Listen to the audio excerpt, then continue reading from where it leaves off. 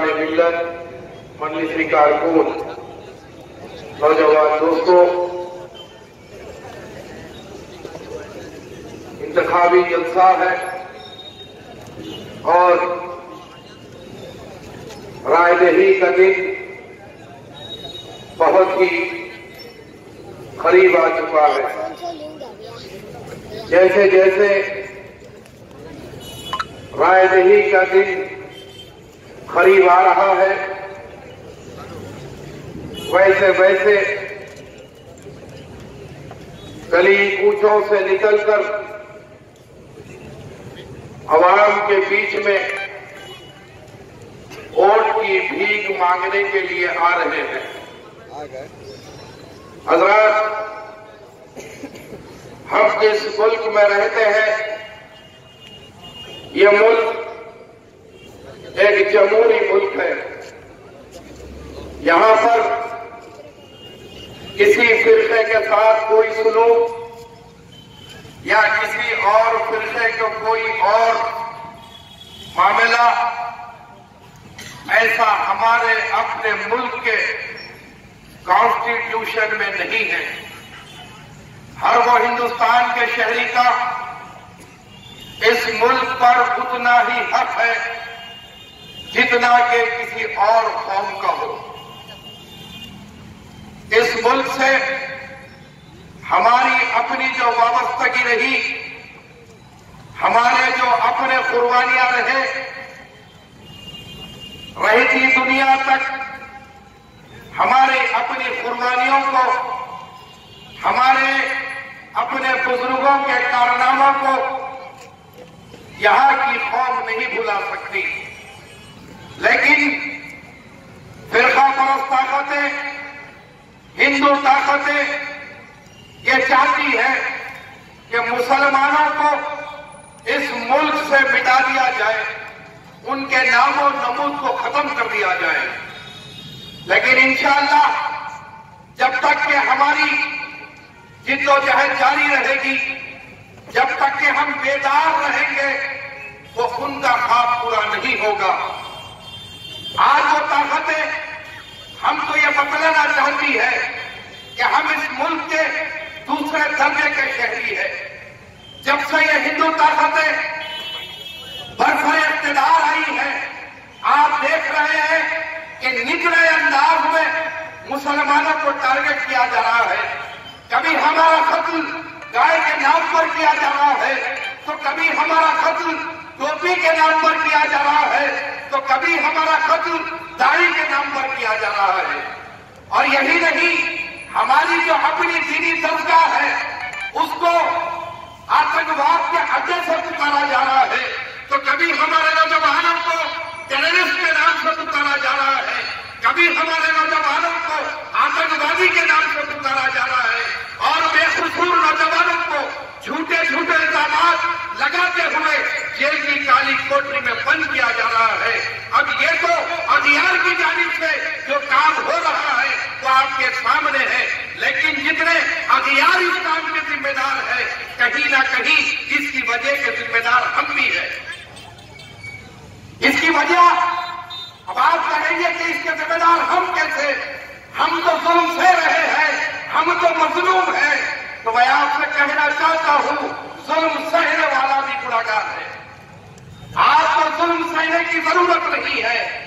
یہ میں نے شروع گفتگو میں آپ سے کہا کہ یہ ملک جمہوری ملک ہے، یہاں پر ہر وہ مذہب کا جینے والے کا اتنا ہی حق ہے، کوئی اپر کلاس یا کوئی لوور کلاس نہیں ہے۔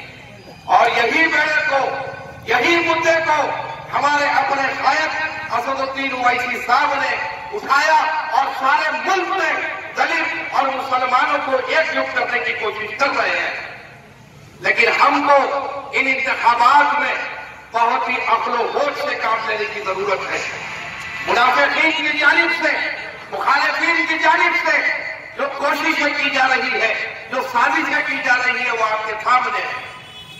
ہمارے بیچ میں نام نہاد ہمارے اپنے لوگوں کو لا کر اتارا گیا ہے۔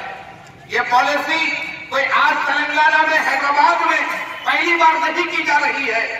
اگر آپ شمال میں دیکھیں گے تو آپ کو پتا چلے گا کہ جہاں کہیں بھی मुस्लिम डोमिनेटेड एरियाज होते हैं, वहां से हर पार्टी एक मुस्लिम नुमाइंदे को उतार देती है और उसका नतीजा ये होता है कि मुसलमान वोट जब तकसीम हो जाते हैं तो बीजेपी को कामयाबी मिल जाती है। वही फॉर्मूला, वही पॉलिसी यहां पर भी की जा रही है। तो आपको बड़े ही अक्ल होश के साथ काम लेना है। और एक बात आप अपने जहन में नहीं कर ले कि अगर हमको कोई सताता है, हमको कोई टारगेट करता है या हमारे हुकूक कोई छीनने की कोशिश करता है तो बाबा आगे तो हल आवाज उठाकर आपको कहने का पूरा हक है, क्योंकि ये मुल्क हमारा भी है, ये मुल्क उनका भी है, हर वो इस मुल्क में बसने वाले का ये मुल्क है। यहां पर किसी की आरएसएस के लोग जो आज बात कर रहे हैं उनके लिए कोई कोड ऑफ कंडक्ट नहीं है, उनके लिए कोई इलेक्शन कोड नहीं है, वो जो चाहे बच सकते हैं, लेकिन हर बात पर हमारे काम पर नजर रखी जाती है। और अब तो इनकी हिम्मत इतनी बढ़ रही है कि जैसा कि आपने पेशवा मुकर्ररीन से समाज फरमाया कि ये हमारे मजहबी मामलात में भी मुदाखलत की कोशिश कर रहे हैं। उसकी वजह यही है कि हम जैसे जैसे मुंतकिर होंगे वैसे वैसे अगियार हम पर हावी होंगे। ये मजलिस इत्तेहादुल मुस्लिमीन एक ऐसा गुलदस्ता है जिसमें हर मकतब फिक्र का आदमी है, जिसमें हर आदमी है।